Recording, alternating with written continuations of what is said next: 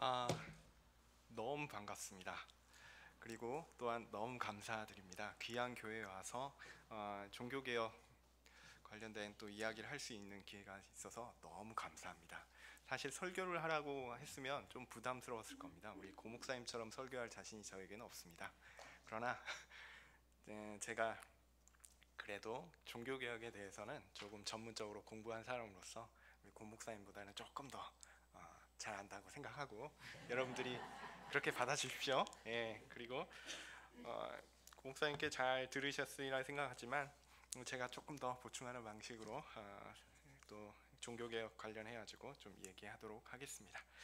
특별히 오늘 찬송가를 보니까 칼빈이 작사한 제네바 프살터, 그러니까 제네바 시편 찬송에서 나온 찬양을 했고, 또 성가대 찬양도 또 루터가 했던 그 찬양을 해주셨어요. 그래서 참 귀하다 이런 생각을 합니다. 예, 이런 종교 개혁을 기억하는 것만으로도 여러분들이 지금 우리가 어디에 서 있는가를 다시 한번 돌아보게 하는데 큰 도움이 된다라고 생각합니다. 네, 사실은 이제 그냥 특강만 하리라 생각했는데 뒤에 보니까 축도도 해야 되고 이게 설교 형식이 돼 있더라고요. 그래서 사실은 좀 제가 마음이 좀 그런데 어차피 준비한 거는 이제 특강식으로 강의식으로 준비를 했으니까요. 보도록 하겠습니다. PPT 혹시 준비된 거 보면 첫 번째 사진, 네, 보이시죠? 여기가 어디냐면요, 보덴제가 있는 콘스탄츠라는 도시입니다. 보덴제는 독일 남부의 알프스에서 이렇게 물이 내려와서 정말 맑은, 밑이 투명하게 보일 정도로 맑은 물이 가득히 있는 그런 알프스의 물이 담긴 그 호수거든요. 엄청나게 큰 호수고, 그 호수를 국경으로 해서 위쪽으로는 독일, 밑에는 스위스, 이런 식으로 다 맞닿아 있습니다. 그곳에 가보신 적 혹시 있으세요? 저도 이게 유학 시절에 그때 그 총동문회랑 그다음에 유럽 동문회랑 그다음에 뭐 그런 게 있어가지고 한번 가봤습니다. 네. 원래 제가 흥분하면 큰데 시작할 때는 좀 작습니다. 이해해 주십시오. 아직 발동이 걸리기 전이라 가지고. 자, 이 도시는 너무 아름답습니다. 너무 좋더라고요. 대표적인 게 여기 어떤 큰 사람 동상, 이게 이거 설명드리기 조금 그렇고, 하여튼 이 동상 뒤에 있는 건물이 또 중요하거든요. 여기 역사적으로 중요하고요. 또 이게 오른쪽에 있는 교회 건물도 중요합니다. 제가 시내를 돌아다니다가 이 교회에 들어가서 한번 이렇게 봤던 그런 추억이 있습니다. 너무 좋습니다. 근데요, 여기가 뭘로 유명하냐면요, 카톨릭에서는 굉장히 중요한 곳 중에 하나예요. 콘스탄츠 공의회라고 1414년에서 18년 동안 있었던 것입니다. 교과서에 나오는 이야기인데 아비뇽 뉴스라고 혹시 들어보셨는지 모르겠어요. 교황청이 로마에 있다가 프랑스의 영향하에 있는 아비뇽으로 옮겼다가 다시 로마로 들어오면서 이렇게 갈등이 생겼던 문제거든요.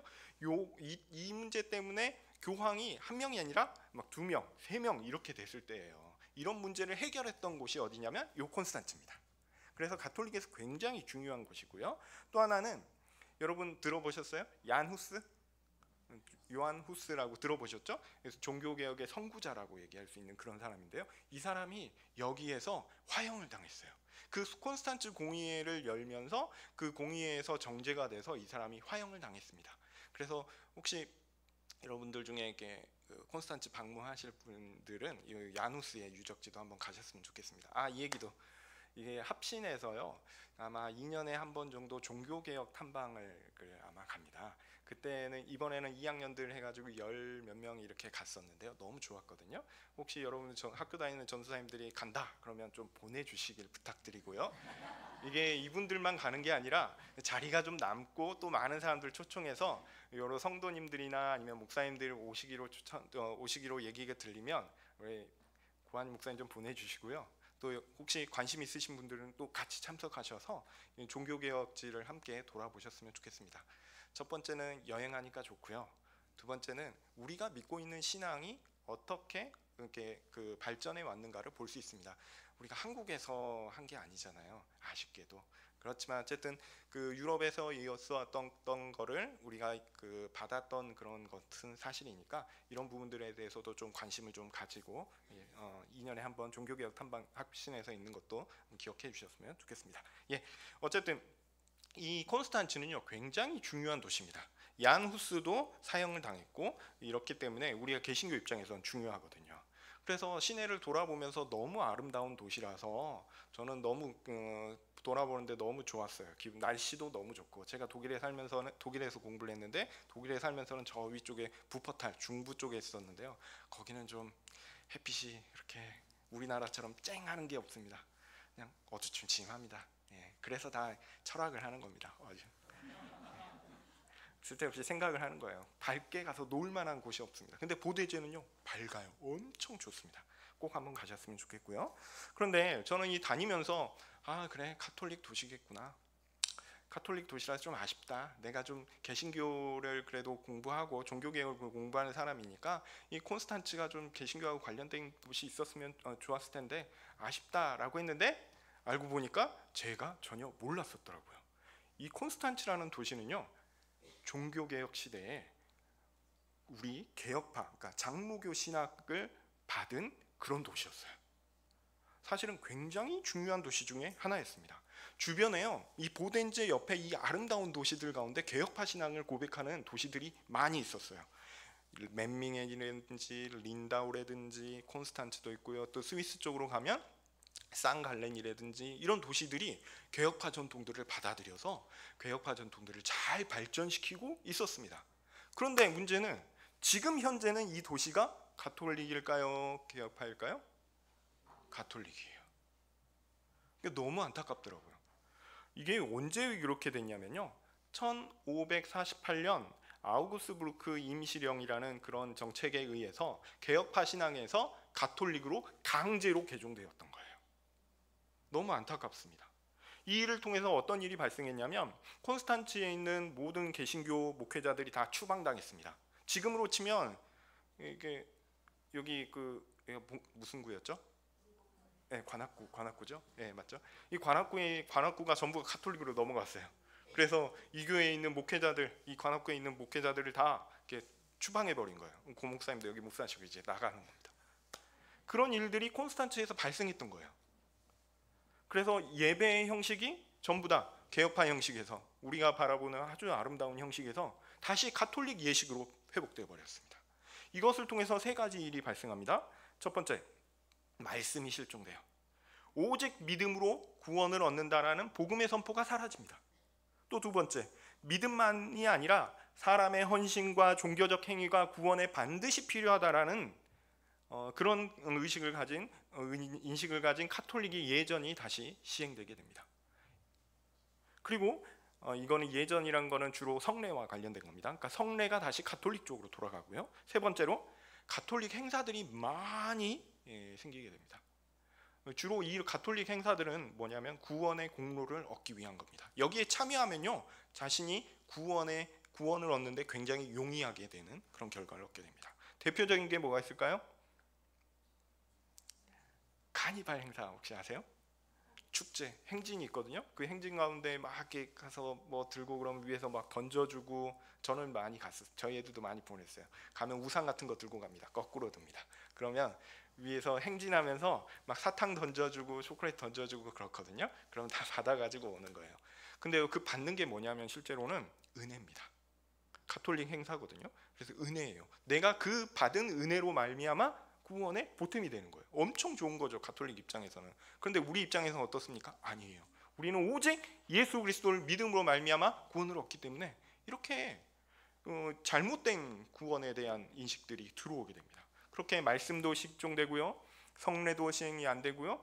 그러니까 당연히 치리도 없겠죠. 교회의 표지라고 얘기할 수 있는 말씀과, 바른 말씀과 성례와 그 다음에 치리가 제대로 행해지지 않는 거죠. 교회가 사라져버린 겁니다. 콘스탄츠라는 도시에서 교회가 사라져버린 것 같았어요. 자, 그러면 그 다음 슬라이드입니다. 이런 일들이 왜 있게 됐냐면, 슈말칼텐 전쟁이 1546년에 있었는데 이 전쟁에서 개신교가 패배했기 때문에 그렇습니다.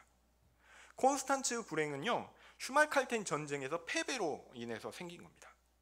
이 슈말칼텐 전쟁의 패배의 결과 말씀드렸듯이 바른 복음의 선포가 없어지고요, 은혜를 누리는 성찬과 성례가 왜곡되었고요, 또 바른 교인으로 교인을 돌볼 수 있는 치리가 사라지면서 진짜 교회가 없어져 버리는 것 같은 이런 바른 교회가 없어져 버린 것 같은 그런 상황이 되어버린 겁니다.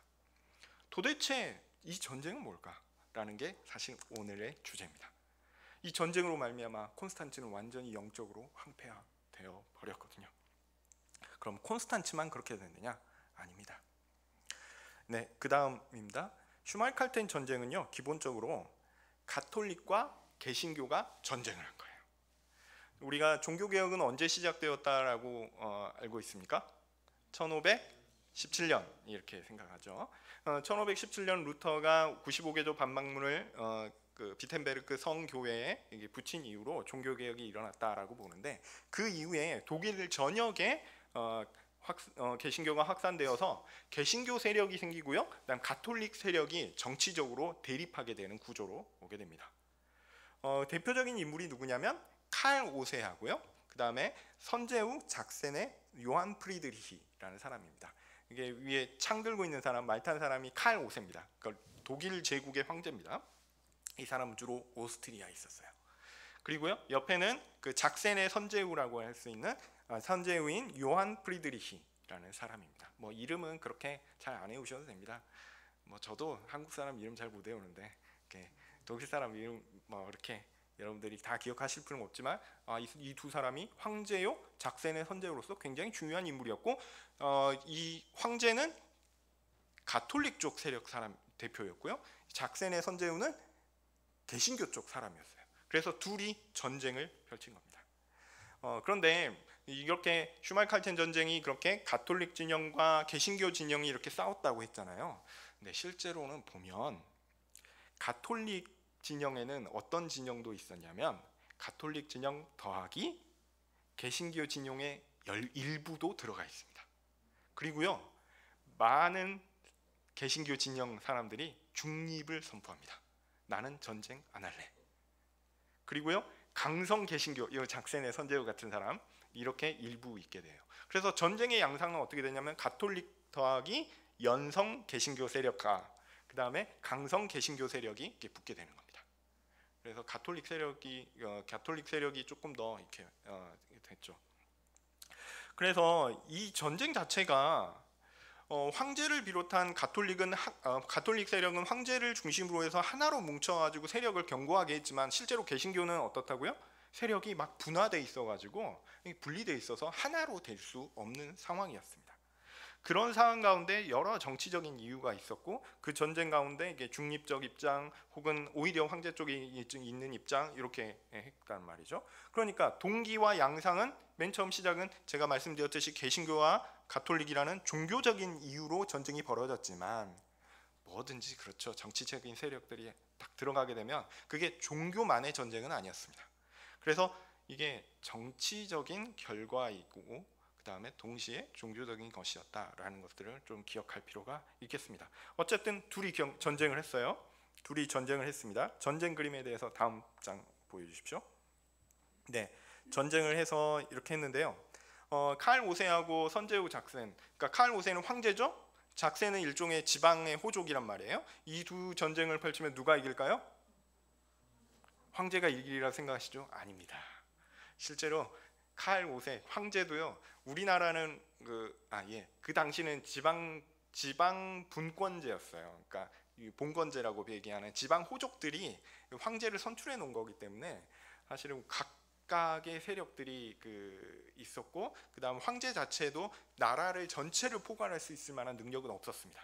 그래서 일종의 지방 호족들 가운데 한 사람은 선제후고 한 사람은 황제고 이런 셈이었어요. 그래서 칼 5세하고 이 작센의 선제후하고 전쟁을 하는데 초기에는요, 작센의 선제후가 우세했습니다. 그래서 거의 이길 뻔해요. 그런 와중에 문제가 생겼습니다. 뭐냐면 아까 제가 말씀드렸죠, 가톨릭 세력의 일부 연성 개신교 세력들이 들어가 있다고 그랬죠. 특별히 작센이 어떤 구조로 돼 있냐면, 작센주가 옛날에는 이제 물려받는 거였잖아요. 본건제도니까 아버지가 물려줬는데, 그 선대쯤에 어떤 일이 있었냐면, 이때가 한 100년 전쯤에 어떤 일이 있었냐면, 작센의 선제후가 아들들한테, 큰아들한테 그냥 물려주면 될 텐데 어떻게 하냐면, 아들이 둘이 있어요. 아들이 둘이 있는데 한 명한테 주로 주고 한 명한테 또 조그맣게 준 거예요. 그래서 작센주가 두 개로 나뉘었습니다. 그래서 큰 작센이 있고 작은 작센이 있어요. 아까 제가 그 선제우라고 얘기했던 그 사람은 큰 작센의 주인입니다. 큰 작센의 주인인데 이게 물려와서 한 6천 정도 되는 작은 작센의 주인이 있는데, 작은 작센의 주인이 나 이번 기회에 황제에 한번 붙어서 요 큰 작센에 있는 것들은 빼먹어야지, 이런 식으로 결정을 내린 거예요. 그래서 전쟁을 하려고 이제 남부에서 오스트리아가 이렇게 주니까 그 칼 5세는 오스트리아 중심이었고 작센은 저 위쪽에 있거든요. 그러니까 내려와서 중간에 붙을 거 아닙니까? 중간에 붙는데 작은 작센의 주인이 뒤통수를 빵 때린 겁니다. 그러면서 작센을 먹어버렸어요. 그러니까 다시 전쟁을 하고 남부에 내려왔던 작센의 선제우가 어떻게 해야 되겠어요? 다시 올라가야겠죠. 다시 올라가니까 다시 올라가서 대치를 했느냐, 전쟁을 했느냐? 아닙니다. 요 뒤통수를 때리면서 그 작센의 수도를 공격했던 작은 작센의 주인이 큰 작센의 주인이 올라오는 걸 보고 다시 뒤로 빠져버립니다. 그러니까 이 사람들은 이동만 한 거예요. 전쟁을 못하고 이동만 하고 어려운 상황인데 정작 굉장히 좀 혼란스럽게 된 상황이었고요. 어쨌든 이것도 설명하면 재밌긴 한데 오늘은 그 주제가 아니니까, 그 결과적으로는 이 큰 작센의 주인이 작은 작센 때문에 져버려요, 전쟁에. 그러면 이 작은 작센의 주인이 누구냐면, 그 다음 슬라이드 좀 보여주실래요? 네, 이 사람이거든요. 모리츠라는 사람인데, 이 모리츠라는 사람이 개입해가지고 모리츠라는 사람이 개입해가지고 이 전쟁이 황제의 승리로 끝나게 됩니다. 그러니까 개신교 진영이 졌고요, 가톨릭이 이기게 된 거예요. 이 작센의 공작은 맨 처음에 중립을 선포해요. 나는 전쟁에 참여하지 않겠다. 중립을 선포했다가 황제랑 비밀 협약을 합니다. 황제가 약속을 해요. 야, 큰 작센, 큰 형님이라고 하면서 선제우 지위를 가지고 있으니까 그 선제우 지위를 너한테 줄게. 나한테 협조해라. 또한 그 작센이 가지고 있었던 영토들이 있거든요. 그 영토들 가운데 많은 부분을 너에게 떼줄 테니까 나한테 협조해라. 그리고 이 사람의 장인이 헤센의 필립이라고 굉장히 유명한 개신교 지도자였는데, 이 사람이 감옥에 gat혀 있었거든요. 이 감옥에 갇힌 이 사람을 석방해 줄 테니까 나한테 협조해라. 이런 식으로 요청을 받게 됩니다. 그러니까 이 사람이 고민하다가 그것도 나쁘지 않겠네? 라고 얘기하면서 황제에게 협조한 거죠. 근데요, 이 사람 종교가 뭘까요? 개신교입니다. 개신교인임에도 불구하고 정치적인 목적을 위해서 황제에 협조한 거예요. 그 결과 황제가 전쟁에서 승리합니다. 그 전쟁의 결과가 어떻게 되냐? 칼 5세는 종교적인 것을 통일할 수 있을 만한 위대한 기초를 마련했어요. 종교 전쟁을 통해서 개신교를 이겼고요, 이제는 가톨릭 세력이 커지게 된 거죠. 그래서 이 일을 그 황제가 했기 때문에 황제의 정치적인 권위가 크게 올라가게 됩니다. 그러면서 한 게 종교법을 도입하려고 해요. 그래서 개신교도 있고 가톨릭도 있는데 이거를 하나로 묶어가지고 전체를 하나로 묶을 수 있는 종교법을 시행해야지. 그래서 연구해보라고, 신학자들에게 연구해보라고 하고 이 일을 위해서 이렇게 노력합니다. 그런데 이 일을 황제를 도와서 전쟁을 했던 가톨릭 진영은 좋아할까요? 싫어할까요? 싫어합니다. 왜냐하면요, 승전국이잖아요. 승전국은 그냥 나는 아무것도 영향을 받지 않고 그냥 좋은 것만 취하고 싶죠. 패전국한테 다 밀어야지 승전국이 뭘 이렇게 받아들여야 되거나 뭐 수용하거나 이런 거는 반대하는 거죠. 가톨릭 세력들이 반발했습니다. 그래서 결국 만들어진 법은 개신교 진영에만 적용되는 법이 만들어집니다. 이 법이 바로 아우구스부르크에서 만들어져서 아우구스부르크 임시령이라고 합니다. 아우구스부르크 임시령. 왜 임시령이라고 하냐면요, 이거는 교회법이잖아요. 교회법은 누가 정하게 돼 있냐면 교회가 정하는 겁니다. 그런데 이거를 정치적인 세력들이 정해놨잖아요. 그래서 나중에 교회 회의가 열려서 이것들을 결정할 때까지 임시적으로 유효한 법이다라고 해서 임시령입니다. 이 법을 통해서 이 법이 시행되게 되고요. 이 법의 결과로 아까 그 아름다웠던 개혁파 도시였던 콘스탄츠가 가톨릭 도시가 되어버리고 맙니다. 제가 독일 황제가 오스트리아 중심에 있다 그랬잖아요. 그러니까 독일 남부였거든요. 오스트리아 주변에는 칼 5세가 운영할 수 있는 군대들이 많았어요. 그래서 이 남부에 있는 도시들은요, 대부분 개혁파를 버리고 가톨릭으로 넘어갈 수밖에 없었습니다. 안 그러면 군사적으로 와서 밀어버린다고 하니까. 안타까운 일이죠. 자, 그 결과 황제의 군대가 가까이 있었던 남부의 여러 도시들은 대부분 재카톨릭화 되었고요. 그런데 문제는 황제가 이렇게 자신의 정책을 강력하게 펼치니까 이것들을 모든 제후들이 좋아했을까 했을 때는 그건 아니에요. 그렇죠? 원래 왕권이 강화가 되면 그 왕권의 강화에 손해를 보는 신하들은 항상 왕권 강화를 반대하죠. 그런 세력들이 또한 있어서 독일 제국 내에 가톨릭 제후들이 황제를 견제하기 시작합니다. 그 문제는 제가 또 나중에 가톨릭 세력이 분열되는 양상이 있다라는 것 나중에 말씀드릴 거고요. 자, 이제 작센의 모리츠 보도록 하겠습니다. 그 다음 사진 한번 볼까요? 여기 보면 이게 독일 일부의 사진입니다. 저 빨간색이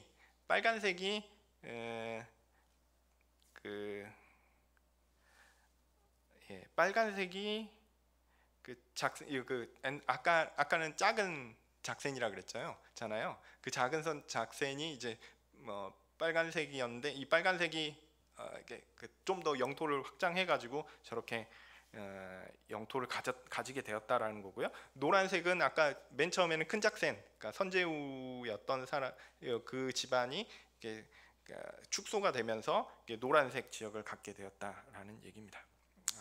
이 얘기는 뭐 그냥 그렇고요. 넘어가겠습니다. 자, 그러면서 제가 말씀드렸듯이 그 작은 작센의 주인이었던 모리츠라는 사람이 새로운 선제우가 됐습니다. 이 새로운 선제우가 되면서 그 작센주의 수도인 비텐베르크를 넘겨받았어요. 그래서 비텐베르크의 주인이 바뀝니다. 비텐베르크는 어떤 도시죠? 루터가 종교개혁을 시작했던 그 도시의 주인이 바뀐 거예요. 굉장히 중요한 얘기입니다. 선제우 위를 빼앗긴 요한 프리드리히, 아까 선제우였던 그 사람이요. 그 사람은 감금됐어요. 그리고 감금되어서 자신의 지역, 그 사람은 감옥에 있었지만 그들의 후손은 바이마르라는 지역으로 물러나가지고 있게 됩니다. 그러면서 비텐베르크 내에 있던 자기 개인 소유의 재산을 자기 소유지로 다시 옮기게 돼요. 왜냐하면 비텐베르크는 뺏겼잖아요.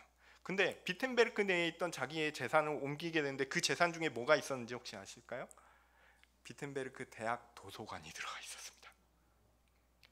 당시는요, 도서관이 개인 소유였어요. 영주의 개인 소유였어요. 그래서 비텐베르크 대학에 있는 대부분의 책들이 그대로 예나라는 도시로 옮겨지게 됩니다. 그래서 비텐베르크 대학이 1502년에 설립되었었는데 이때는 1546, 그러니까 약 한 40몇 년이 지난 이후였거든요. 이 대학이 당시에는 독일에서 아니면 전 유럽에서 가장 큰 대학 중에 하나였습니다. 왜냐하면 루터가 있었고 멜랑톤이 있었기 때문에 개신교 대학으로서 엄청난 영향력이 있어서 제일 큰 대학이 되었었는데 이 대학의 커다란 재산이 그대로 사라지게 됩니다. 그러면서 예나로 옮겨가지고 새로운 대학을 설립하려고 시도를 하는데요. 어쨌든 이 비텐베르크의 새로운 주인이 되었던 모리츠라는 사람은 어떤 식으로 불렸냐면 유다라고 불렸습니다. 유다는 어떤 사람이죠? 예수님을 배신한 사람이죠. 그 다음 사진이요. 네. 이 사람이 아주 멋있게 생긴 사람인데 이 사람이 유다라는 별칭으로 개신교의 배신자라고 불렸어요. 이 사람이 자신은 루터를 따르는 개신교 신자였음에도 불구하고 가톨릭 편에 서서 오히려 그 개신교를 굉장히 위험하게 하는 그런 사람이었던 거죠. 어쨌든 이런 상황을 통해서 비텐베르크 대학은 굉장히 어려움을 겪게 됩니다. 그러면 비텐베르크 대학이 왜 어려움을 겪게 됐느냐? 개인 소유물의 도서관이 없어진 거 이거는 차치하고서라도 비텐베르크 대학의 소유가 누구였냐면 아까 말씀드렸듯이 요한 프리드리히였어요. 이 소유라는 건 뭐냐면 그곳에 속한 교수들에게 월급을 주는 사람이기도 합니다. 그런데 비텐베르크의 주인이 바뀌었잖아요. 그러면 이 비텐베르크 대학은 어떻게 되는가? 완전히 낙동강오리알이 되는 겁니다. 그런데 그러면 모리츠가 비텐베르크의 주인이 되었으니 다시 이 모리츠가 비텐베르크 대학을 운영하면 되겠죠? 그런데 문제는 모리츠가 원래 가지고 있던 도시가 어디냐면 라이프치히입니다. 라이프치히 들어보셨죠? 독일의 유명한 도시 중에 하나인데 이 라입지히는요 전 유럽에서도 손에 꼽히는 오래된 좋은 대학이에요. 진짜 오래되고 진짜 좋은 대학입니다. 이 대학을 이미 그 사람은 개인 소유로 갖고 있었어요. 그렇기 때문에 비텐베르크 대학이 진짜 주인도 잃고 뭐도 잃고 이런 상황이었는데 쉬운 방법은 그냥 라입지히하고 비텐베르크하고 그렇게 많이 멀지 않거든요. 그러니까 그냥 흡수해 버리면 끝일 것 같아요. 그래서 비텐베르크 대학은 없어질 위기에 처한 겁니다. 비텐베르크 대학을 유지하기 위해서 큰 재정적 어려움이 발생했죠. 아까 말씀드렸듯이 선제우가 그러니까 비텐베르크의 주인이 월급을 주고 학교 운영을 해야 될 텐데 이 사람이 싹 빠져버렸으니까. 그리고 그것들을 운영해야 할 책임이 새로 생긴 모리츠는 라입지히 대학이 이미 있기 때문에 이것들을 할 마음이 없으면 그냥 비텐베르크 대학은 진짜 공중분해되는 그런 상황인 겁니다. 루터와 멜랑이톤을 비롯한 개신교 최고의 인물들이 만든 당시의 최고 개신교 대학이 사라질 위기였습니다. 전 유럽의 가장 유명한 대학이 뭐냐? 이 비텐베르크 대학입니다. 그런데 이 비텐베르크 대학이 사실은 1502년에 만들어졌기 때문에 만들어진 지 40년이 좀 넘은 학교예요.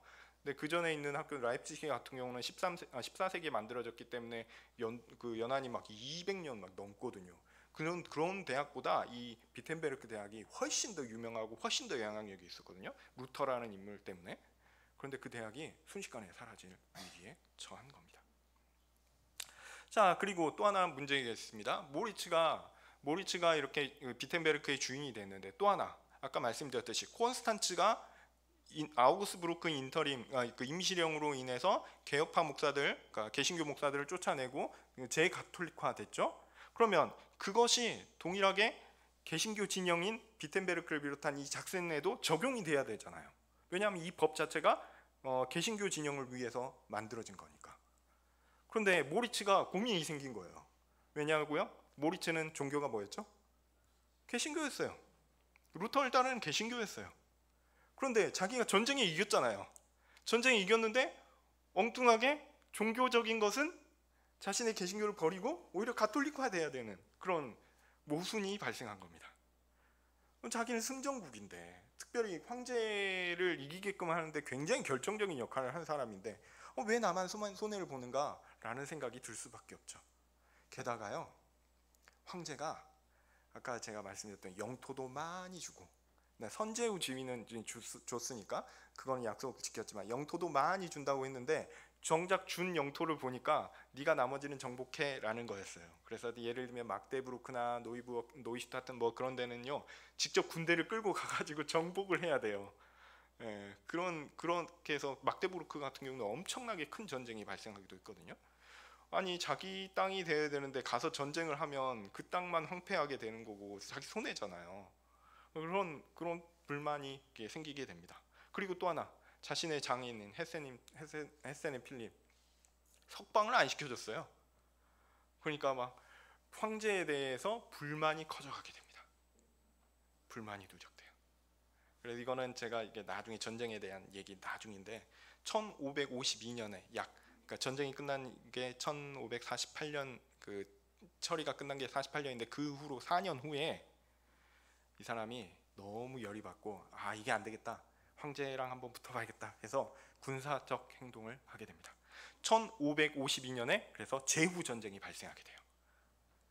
그런데 이때 재밌는 게 황제하고 가톨릭 세력들이 하나로 해가지고 개신교에게 충돌했고 개신교 세력이 오히려 분열이 됐다라고 말씀드렸었잖아요. 슈마르카르 전쟁에서. 그런데 이때 1552년에는 완전히 상황이 바뀝니다. 전쟁에 승리했더니 황제가 자신의 권위를 확 올린 거예요. 그리고 종교법도 통일되게 다 적용하려고 하고. 그러니까 가톨릭 제후들이 이거 황제가 좀 너무 심하게 하는데 그래도 중앙집권적으로 우리가 가는 건 안 좋지? 라고 생각하면서 작센의 새로운 선제후가 황제랑 전쟁을 하려고 하니까 오히려 자신들은 중립을 선포하고 뒤로 물러나 버립니다. 그래서 황제가 작센의 새로운 선제후랑 1대1로 싸움을 하게 돼요. 그리고 작센의 선제후가 이깁니다. 놀랍죠? 그리고 나서 가톨릭 세력이 그렇게 가톨릭 세력은 분열되었고요. 이 모리츠라는 사람의 군사적 수완이 굉장히 뛰어나서 황제를 이기게 되고, 황제를 이기게 되니까 더 이상 우리는 아우구스부르크 임시령 하지 않는다. 그래서 전 독일의 아우구스부르크 임시령이 더 이상 시행되지 않게 됩니다. 그렇게 개신교회가 완전히 죽을 뻔하다가 다시 살아났어요. 놀랍죠. 이 얘기는 사실 다음 이야기고요. 그 다음 슬라이드요. 비텐베르크, 우리는 이제 1548년에 머물면서 그 포인트에 머물면서 좀 이야기를 하려고 합니다. 자, 여기는 비텐베르크 대학인데요. 비텐베르크 대학은 아까 말씀드렸듯이 전쟁의 여파로 인해서 1546년에 전쟁을 하니까 그것 때문에 당연히 그 전쟁 와중에 있으니까 학교를 폐쇄할 수밖에 없었습니다.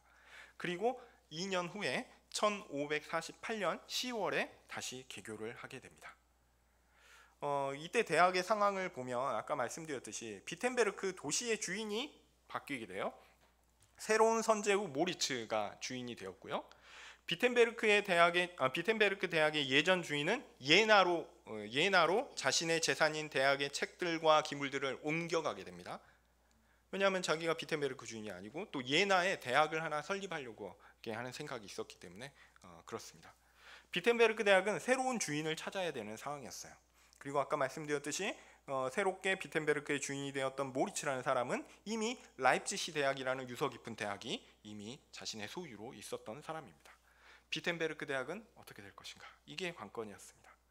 재정과 교수진의 문제는 사실 매우 심각한 상황이었고 이걸 어떻게 해결할 것인가 라는 거였는데요.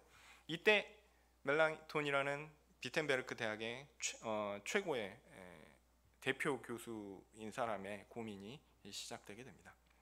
다음이요. 이 사람이 멜랑톤입니다. 정치적인 패배로 인해 교회가 이렇게 위기를 경험하게 되는데 이 위기를 진단하고 어떻게 극복할 것인가, 이게 첫 번째였고요. 두 번째는 대학의 위기를 어떻게 진단하고 극복할 것인가, 두 번째였습니다. 멜랑톤의 개인적 상황을 말씀드리면, 일단 멜랑톤은 당시 독일의 루터가 1546년 그 전쟁이 있기 얼마 전에 사망해요. 비텐베르크 대학에서 제일 중요한 교수는 멜랑톤이고요. 전 유럽에서 제일 유명한 교수가 이 멜랑톤이었습니다. 참고로 제가 이 멜랑톤의 시편 주석을 연구해서 박사학위를 받았습니다. 제가 전공했기 때문에 유명한 게 아니라 유명한 사람이었어요. 어쨌든 그렇습니다. 자, 예나의 새로운 대학, 그러니까 감금되어 있지만 예나의 새로운 대학을 세워야겠다라고 결심했던 옛 선제후가 첫 번째로 한 행동이 뭔지 아십니까? 멜랑톤에게 교수 초빙을 합니다. 멜랑톤 보고 예나의 대학을 세울 테니 당신이 첫 번째 교수로 와주십시오, 이렇게 한 거예요. 왜냐하면 이거는 1520년대 30년대 초반까지인데요. 루터가 강의를 하면 비텐베르크 대학에 그래서 루터의 강의를 듣는 사람이 약 한 300에서 400명 정도입니다. 그런데 멜랑톤이 강의를 하면 500에서 600명이 듣습니다. 심지어 제일 앞에 누가 앉아 있냐면 루터가 앉았어 듣습니다. 그래서 그 멜랑톤이 강의하면 그냥 비텐베르크 대학 모든 사람들이 와서 듣는 그런 정도거든요. 전 유럽에서 멜랑톤의 강의를 듣기 위해서 비텐베르크를 몰려들었거든요. 그래서 예나가 만약에 새로운 대학을 설립하면서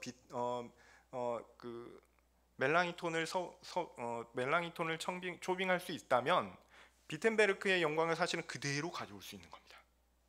왜냐하면 그 명분도 여기 있잖아요. 선제후가 쪽 개신교를 위해서 수고했던 그 사람이 전쟁에서 패배해서 개신교 위도 빼앗기고 비텐베르크 대학도 뺏겼는데 그를 멜랑톤이 추종해서 같이 따라와서 새로운 대학을 연다라고 하면 비텐베르크가 사실은 예나 대학으로 연계될 수 있는 거죠.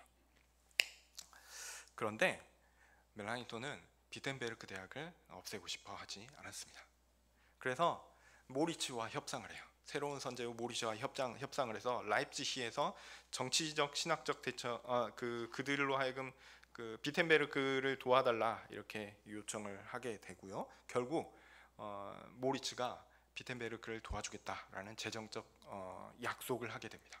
그래서 그러면 자신이 비텐베르크에 남을 수 있겠다라고 결정을 하게 된 겁니다. 만약 생각해 보십시오. 재정적 도움은 주겠다라고 약속을 받아놓고 만약 멜랑이톤이 예나로 옮겨버리면 어떻게 되냐면 어떻게 되겠습니까? 비텐베르크에 있는 모든 학생들은 싹 다 예나로 가버리겠죠. 그러면 비텐베르크 대학은 없어지는 겁니다. 그러니까 비텐베르크 대학이 살아남기 위해서는 두 가지 필요한데 하나는 재정적 보충, 두 번째 멜랑이톤이 교수직으로 있어야 되는 거예요. 굉장히 어려운 일이었지만 멜랑이톤은 결국 비텐베르크에 남기로 결정합니다. 그러면서 모리츠가 이 1548년 이후에 있었던 그 신학적 정치적 위기들, 아까 그 아우구스부르크 임시령이 적용되어서 여러 또 어려움들이 있으니까 이런 어려움들을 어떻게 신학적으로 극복할 것인가에 대해서 적극적으로 돕게 됩니다. 이 일을 위해서 굉장히 정치적 신학적 대처에 협조하게 되고요. 어쨌든 모리츠의 결정과 멜랑이톤의 결정으로 인해서 비텐베르크 대학은 사라질 위기에 있었으나 그 위기를 극복하게 됩니다. 그래서 대학을 살리는 것이 반드시 필요한 일이었고 개신교회를 위해서 반드시 중요한 일이었다라고 생각합니다. 그리고 더하여 예나 대학을 설립하는 것에 있어서도요 굉장히 깊숙하게 개입을 해요. 새로운 옛 선제후 자신의 주인이었죠. 영주였던 사람이 이게 자신의 정신을 가지고 새롭게 예나 대학을 설립하려고 할 때 굉장히 돕게 됩니다. 그래서 예나 대학을 설립하기 위한 교육 시스템, 그 다음에 심지어는 어떤 과목에 어떤 교수를 초빙해야 할지, 그 초빙할 교수의 적절한 임금이 얼마인지 그런 것까지 싹 다 정해서 줍니다. 그러니까 마스터 플랜을 하나 딱 만들어서 예나 대학에 딱 준 거예요. 그냥 그것만 실행하면 예나 대학이 굴러갈 수 있게끔 다 계획을 해준 겁니다. 자신의 몸만 가지 않죠. 예. 그러면 멜랑이톤이 기대했던 건 뭘까요? 비텐베르크 대학이 개신교 대학으로서 살아남고 자신이 있으면 살아남을 수 있으니까 살아남고 더하여 예나에 또 하나의 개신교 대학이 생기는 겁니다. 그래서 두 개의 아주 유력한 대학교가 생길 수 있겠다라고 기대를 하면서 이 일들을 해왔던 거죠. 이게 이제 멜랑이톤이 소망했던 바입니다.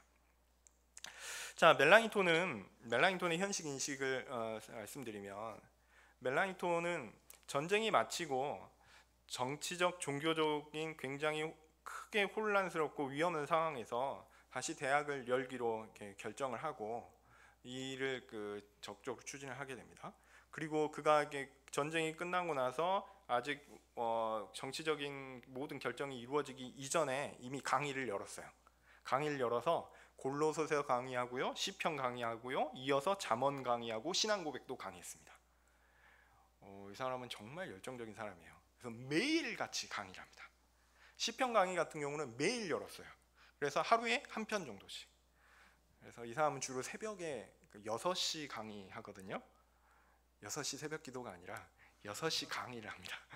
그러면 6시 강의를 하면 사람들이 몇백 명씩 와가지고 듣고 이렇게 하는 겁니다.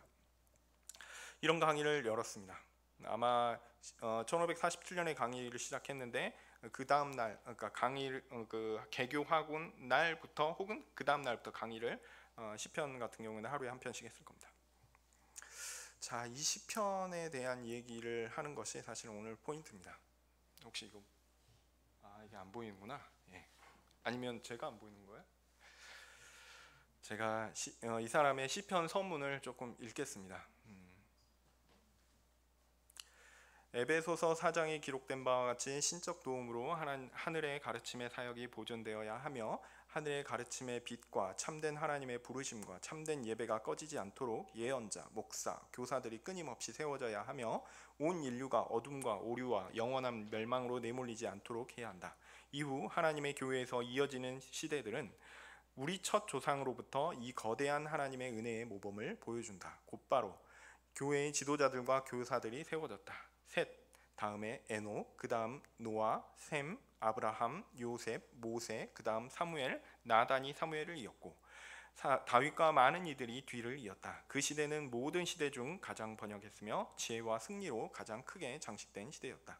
이어 이사야가 본 엘리야와 엘리사가 본 이사야가 뒤를 따랐고 예레미야 뒤에 다니엘이 있었다.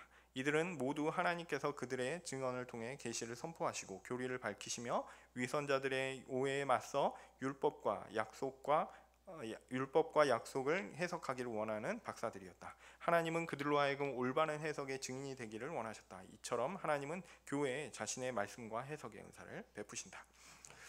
멜라니톤이 시편 강의를 시작하면서 서문으로 에베소서 4장을 언급합니다. 오늘 우리가 읽었던 본문 앞뒤로 이렇게 언급하는데요.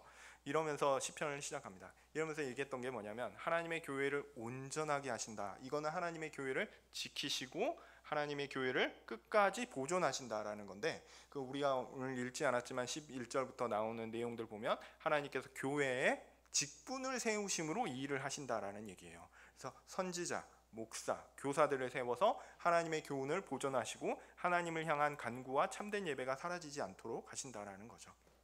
이것들이 그리스도의 몸을 세우는 일에 꼭 필요한 일을 감당하는 하나님의 말씀의 사역자들의 역할입니다. 하나님은 이런 하나님의 바른 교훈을 보존하시는 일을 하셔서 온 인류가 어둠과 오류와 영원한 멸망으로 내몰리지 않도록 하십니다. 하나님의 사역을 이렇게 강조했죠. 이 사역들은 우리가 아는 제가 읽었지만 셋, 노아, 셈, 아브라함, 요셉, 모세, 사무엘, 나단, 다윗, 이사야, 엘리야, 엘리사, 예레미야, 다니엘 등으로 이어지게 됩니다. 자, 그 다음 내용도 유익이 있으니까 제가 그냥 읽겠습니다. 제 목소리 들으십시오. 그러므로 우리가 특정 예언자의 글을 읽을 때마다 마음으로 교회의 전체 통치 체계를 숙고하고 예언자들의 부르심을 고려해야 합니다. 그리하여 우리는 선지자들의 설교가 하나님께서 인류에게 자신을 계시하신 하나님의 음성임을 알게 되며, 선지자는 하나님께서 직접 부르시고 확실한 기적들로 확증하신 설교자이자 통치자이며 중보자 그리스도에 관한 율법과 신성한 약속들의 올바른 해석에 대한 증인임을 알게 됩니다. 그리고 각 선지자의 기적적인 증거들은 그들의 가르침입니다. 그러므로 우리는 다윗의 설교를 하늘에서 울려 퍼지는 하나님의 음성으로 들어야 합니다. 하나님께서 진실하고 확실하게 교회를 향해 자신을 계시하시는 바로 그 음성입니다. 이 설교들을 통해 우리 안에 믿음과 기도가 굳건해지며 이 계시와 교리를 주신 하나님께 감사드리게 하옵소서. 그러므로 이 설명의 기초가 되게 하소서. 시편이 진실로 하나님의 가르침임을 베드로후서 1장에서 예언자들이 말씀하신 대로 알게 하옵소서. 이렇게 이야기합니다. 교회란 뭐죠? 아까 제가 잠깐 얘기했지만 바른 말씀이 선포되고 또한 그 바른 말씀으로 인한 성례가 시행되며 또한 그 말씀이 성도들 가운데 드러나는 것들을 교회가 감당하고 돌봐주는 지리가 있는 것이, 그리스도의 삶이 있는 것이 참된 교회입니다. 이 일들을 감당하라고 세우신 사람은 누구죠? 바로 말씀의 사역자, 목사가 그 일을 감당해야 합니다. 자, 그러면 그 목사를 세우는 것이 그 교회에 있어서 가장 핵심적인 거다라는 것들을 또한 이야기하는 것입니다. 그리고 나서 아주 이렇게 오늘 충격적인 얘기가 나옵니다. 그 얘기를 하고 나서요, 멜라니톤이 뭘 얘기하냐면요. 자, 그 다음 거 읽겠습니다. 그러므로 주제를 구분해야 합니다. 교회의 모든 가르침이 율법과 복음이라는 두 부분으로 나뉘어져 있듯이 시편 역시 구분됩니다. 어떤 시편들은 율법의 가르침, 즉 계명과 권면이 더 많이 담겨져 있습니다. 다른 시편들은 그리스도에 관한 복음의 진정한 약속으로 해석하는 것이 더 적합합니다. 또 다른 시편들은 전적으로 교훈적 또는 설명적 장르에 속합니다. 예를 들어 시편 110편은 그리스도에 관한 약속을 해석한 것입니다. 이는 예언자들의 특별한 사명이 다가올 메시아에 관한 증인이 되고 약속들을 해석하는 것이기 때문입니다. 다른 시편들은 설득적 유형에 속합니다. 선한 행위에 대해 설교하거나 고난 중에 있는 경건한 자들을 위로하거나 시편 51편에서 하나님이여 나를 불쌍히 여기소서와 같은 기도를 담고 있는 시편들도 여기에 해당합니다. 이게 시편 주석의 그 시편 해설의 서문의 끝이거든요. 자, 이거 사실 조금 독특해요. 교회를 지키기 위해 해야 하는 일은 뭐죠? 하나님의 말씀을 가르치는 사역에 더욱 힘써 노력해야 한다라고 이야기합니다. 하나님의 말씀의 사역자를 길러내는 일을 노력하고 그 기관을 살리는 일을 해야 한다라는 것을 사실은 이야기하고 있습니다. 멜라니톤이 자신이 전쟁 이후에 교회의 위기 가운데 그 가운데 교수 사역을 하면서 이야기를 하는 내용이거든요. 멜라니톤은 학교에서 시편을 비롯한 성경을 가르치고 있는 것이 이제 그것이고요. 구체적으로 그 내용은 성경을 읽는 방식, 성경을 해석하는 이론을 가르치는 것입니다. 이것이 하나님의 말씀의 사역자를 길러내는 행위로서 하나님의 교회를 지켜가는 매우 적극적인 행위다라는 거예요. 사실은 여러분들이 지금 저 사람이 지금 무슨 얘기하나 이렇게 생각하실 수 있을 텐데, 실제로 저도 그런 생각을 했습니다. 무슨 얘기냐면 잔뜩 교회 위기 얘기해놓고 그걸 어떻게 극복해야 될까, 멜랑톤의 인식은 무엇인가 이런 식으로 얘기해놓고, 멜랑톤이 정작 시편 주석에서 서문에서 하는 내용은 뭐냐면 하나님의 말씀의 사역자를 잘 길러내야지. 위기를 극복해야 될 텐데 정작 그냥 맨날 하는 얘기, 하나님의 말씀을 잘 가르쳐야지. 말씀을 잘 가르치기 위해서 시편의 분류를 잘해야 돼. 설득의 유형, 기도의 유형, 그 다음에 설명의 유형 이런 것들이 있으니까 그걸 잘 분별해야 돼. 아니 그게 무슨 위기를 극복하는 것과 관계가 있는가? 저도 의문이 들었어요. 그런데요, 멜랑이톤은 이것이 가장 적극적인 교회 보존의 방법이라고 얘기하는 겁니다. 무슨 얘기냐? 교회는 누가 지켜가시죠? 하나님이 지켜가십니다. 그런데 하나님이 무엇을 통해 교회를 지키십니까? 하나님의 말씀을 통해 지키십니다. 그 말씀의 사역자들을 이어가게 하심으로 지키시는 거예요. 그래서 멜랑이톤은 아주 원론적인 얘기를 하는 겁니다. 교회의 사라질 위기, 전쟁의 패배로 인해서 개신교회가 완전히 없어져 버릴 위기, 교회의 표지 세 가지가 싹 다 없어져 버리고, 어떤 교회들은 완전히 콘스탄츠 교회 같은 경우는 어떻습니까? 개혁파 목사들이 다 쫓겨나고 완전히 교회가 사라져 버릴 그 위기 가운데 해야 되는 가장 중요한 것이 무엇이냐? 학교를 열고 제대로 하나님의 말씀을 가르칠 사람들을 길러내야 한다는 겁니다. 하나님이 그것을 통해서 교회를 보존하시기 때문에, 교회를 지키시기 때문에 그렇다는 거죠. 네, 고난의 시기, 개신교가 사라질 수 있는 크나큰 정치적 위기였습니다. 이미 그 영향으로 많은 지역에서 개신교회가 사라지고 있었습니다. 그러나 하나님은 이 혼돈의 역사 가운데 자신의 교회를 지키십니다. 이건 확실하죠? 여러분, 우리가 경험하지 않았더라도 이 사실은 분명합니다. 그 근거가 성경이에요. 아까 말씀드렸듯이 셋부터 시작하는 다윗까지 나오는 그 리스트가 전부 다 하나님께서 교회를 어떻게 지키신가에 대한 증명을 하는 사람들입니다. 성경이 바로 그 사람들, 하나님의 말씀의 사역자들을 세상의 혼란과 환란 가운데 교회를 지키시는데 사용하신 거죠. 그래서 멜랑이톤이 실제적인 노력한 건 뭐냐면 대학 유지를 위해 재정을 모집하고 선제우를 설득했습니다. 새로운 선제우가 개신교회를 유지할 것들을 약속받았고요. 그 다음에 아까 말씀드렸던 아우구스 브루크 임시령이 비텐베르크 내에 적용되는 것들을 거부하겠다라는 약속을 받았고요. 또한 자신도 학교에 그럼 머물겠다, 즉 비텐베르크 대학을 유지하겠다라는 것들, 왜냐하면 자기가 있으면 학생 모집이 보장이 되니까 이런 거죠. 또 예나 대학에 대한 밑그림을 그려서 새로운 개신교 학교도 세우겠다. 멜랑이톤은 자신의 옛 선제우를 배신했다라는 엄청난 비난을 받았습니다. 배신자라는 것, 모리츠도 배신자지만 멜랑이톤 당신도 배신자야, 이런 소리를 들었어요 실제로. 그럼에도 불구하고 하나님 자신이 그렇게 욕을 얻어 먹더라도 하나님의 교회를 위한 말씀의 그 사역자들을 길러내는 이 학교를 지켜내야 된다라는 것이 그의 사명이었던 거죠. 이것을 위해서 그는 학교가 열리자마자 강의를 쭉 합니다. 교회의 위기라는 역사적 사실에 대한 하나님의 뜻과 의도와 방향을 성경을 통해 이해하려고 노력한 거죠. 우리의 고난받는 교회가 보존되기 위해서는 무엇을 우리는 해야 하는가? 즉 하나님의 말씀의 사역자를 세워가고 하나님의 도구를 키워나가야 한다는 겁니다. 칼빈도 사실 이 일을 위해서 엄청나게 수고를 했죠. 1559년에 제네바 아카데미를 세워서 개혁파 목회자 양성을 위해서 수고를 했습니다. 특별히 프랑스 목사들을 길러냈거든요, 제네바에서는. 근데 프랑스 목회자들은 진짜 불쌍합니다. 한 200명 정도가 목사 안수를 받았는데 그 중에 많은 사람들이 프랑스에 갔습니다. 프랑스에 간 많은 사람들이 순교당했습니다. 그들은 마지막에 악수례를 했는데 그 악수례는 하늘나라에서 만납시다 라는 그 악수례였어요. 네, 교회에 고난이 있지만 하나님의 말씀의 사역자를 지키는 것이 교회의 보존의 가장 핵심이었다라는 것들을 분명히 알고 있었습니다. 자, 이후에 아까 말씀드렸듯이 1552년에 제후전쟁이 있습니다. 저 제후전쟁을 통해서 칼 5세가 드디어 전쟁에 패배를 하게 되고 개신교 억압 정책의 그 임시령이 중단되게 됩니다. 결국 임시령이 중단되고 나서 그 황제가 힘을 잃고 나서 1555년에 유명한 아우구스부르크 종교평화가 있게 되죠. 이 종교평화를 통해서 개신교가 드디어 독일 제국 내에서 공식적인 종교로 인정받게 됩니다.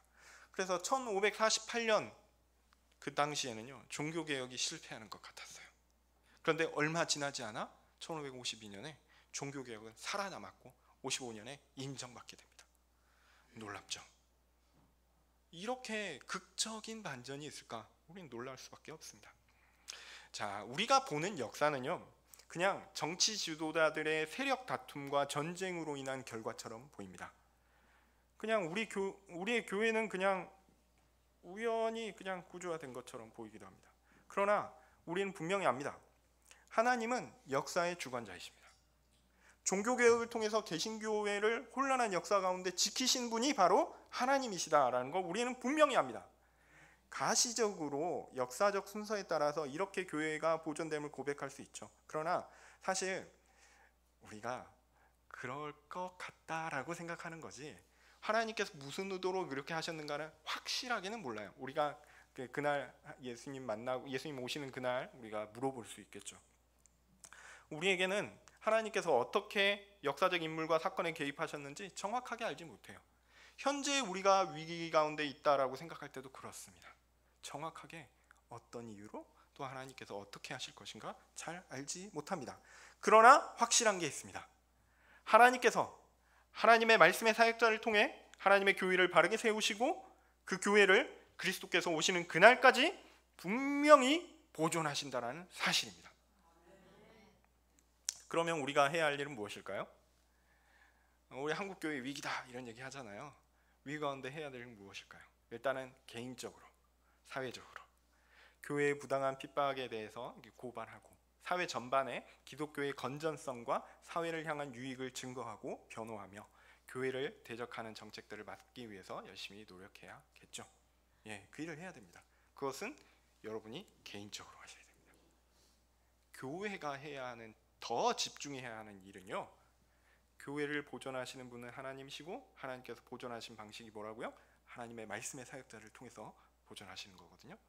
더욱더 하나님의 말씀이 잘 전파될 수 있도록, 더욱더 하나님의 말씀이 견고하게 서갈 수 있도록 이 교회 안에서 하나님의 말씀에 대한 열심을 세워나가야 합니다.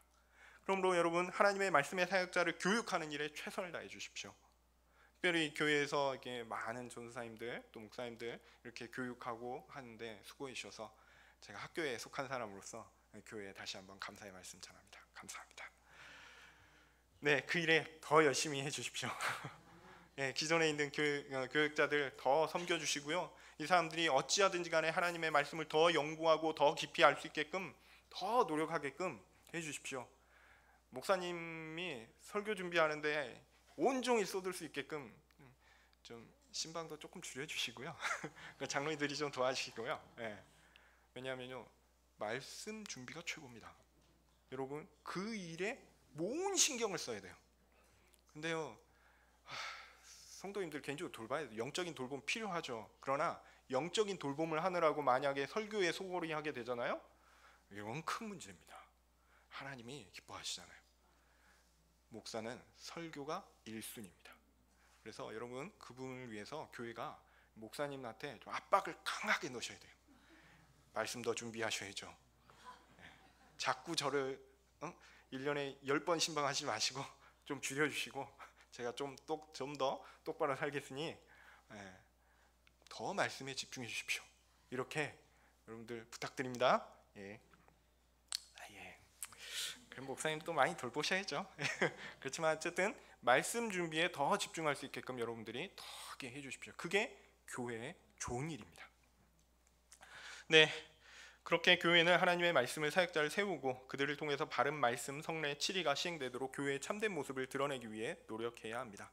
하나님께서 온 세상을 다스리는 것을 잊지 마십시오. 그의 일하심은 항상 교회가 초점입니다. 사실은요, 우리가 이 세상에 벌어지는 여러 가지 일들을 보면서 다양한 생각이 많아요. 이렇게 보면 교회가 그냥 세상의 잉여인 것처럼, 그냥 세상의 주류가 아니고 저기에 처져 있는 것처럼. 그런데 아닙니다. 하나님은요, 그 초점이 어디에 있냐면 교회에 있어요. 하나님은 그 초점이 항상 교회에 있습니다. 모든 것들은 다 사실 부차적인 거예요. 이 교회를 끝까지 보존하셨다가 하나님의 날 마지막 날에 완성시키는 것이 하나님의 큰 계획입니다. 그래서 하나님이 역사를 주관하실 때 그 주인공은 누구냐면 교회입니다. 지금 고난받고 힘들고 교회가 억눌리는 것 같죠? 그것을 통해서 하나님이 자신의 영광을 드러내실 겁니다. 우리는 그 일을 기대하셨으면 좋겠어요.